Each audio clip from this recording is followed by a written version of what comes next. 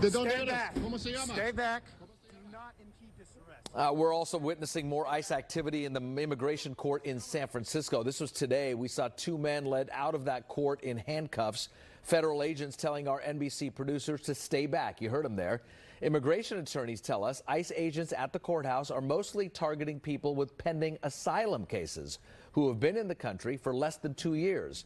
Many do not have a criminal record. Attorneys also claim ICE is moving those detainees out of the Bay Area and then asking a different judge to rule on their motion to dismiss the asylum case. A dismissal allows ICE to immediately deport them. It appears the government is renewing their motion to dismiss in front of a judge they think will be more favorable to completely abandoning this individual's claim for asylum. A lot happening here. Joining us now is our investigative producer, Michael Bott, who's been witnessing these ICE agents detaining people for the last several weeks. Michael, nice to see you again. You were at that courthouse. What was different today, if anything, than in your previous visits? Yeah, Raj, I mean, we've personally seen ICE agents at the courthouse about a half dozen times now, and I think I've filmed them arresting people. I think this was my third time. And today, this morning, I started filming when I saw agents take two men in handcuffs out of a side entrance to the courthouse, where I had previously seen one of their undercover vans waiting in a red zone outside the door. And I think what stood out to me this time was how aggressive some of the agents were. When I started filming with my cell phone, I mean, as agents were loading the two migrants into the van, two agents immediately blocked my path on the sidewalk, and one of them starts yelling at me to stay back and don't impede this arrest. Of course, you know, I was just standing there on the sidewalk filming and not trying to get in their way. You know, I was trying to ask the men who were being detained what their names were so we could figure out more about them and track them in the system.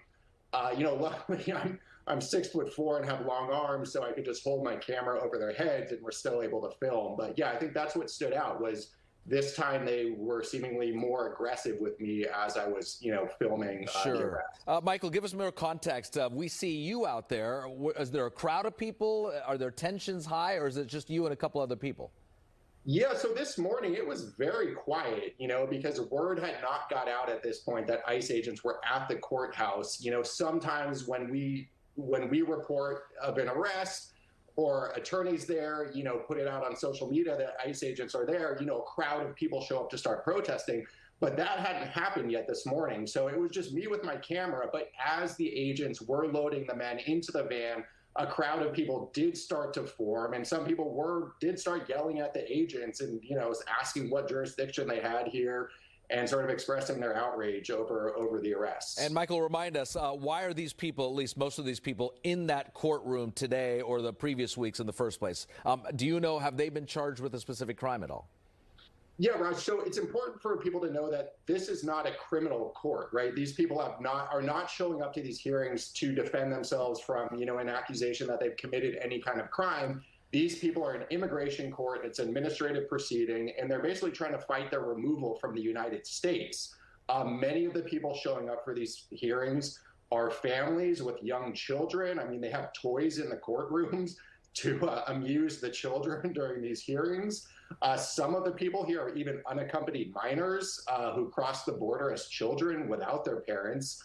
And, you know, most of these people have pending asylum cases, which means they're arguing they could be in serious danger if they are sent back to their home country. Some say they're victims of domestic violence or they're fleeing political turmoil. You know, last month I heard one man explain to a judge that his father had been assassinated, and he feared he would be next if he didn't flee his country. And yet they are still showing up to court for these asylum hearings, even though they might be detained. Have you talked to any of these people of why they're taking that risk, that gamble?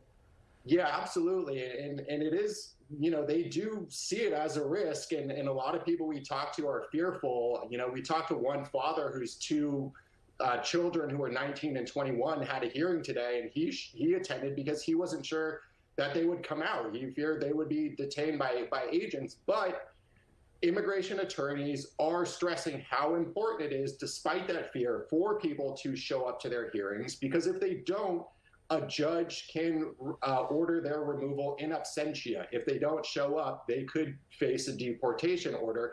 And in fact, I was in a hearing this afternoon where we counted 15 people did not show up to their hearing, which a judge noted was an unusually high number. And many of those people were given a removal order. And so this is what's upsetting the immigration attorneys about ICE hanging out in immigration court, is that they say these are people who are doing what's asked of them to show up here, but the presence of these agents is scaring people away and sort of, so putting them at risk of an immediate deportation. It's an uneasy time, not only for these people directly involved, but for their family, their work members, their people at work that they work with, and the community itself for a lot of people. Michael Bott, our investigative producer, thanks for your insight. Thanks, Raj. Let's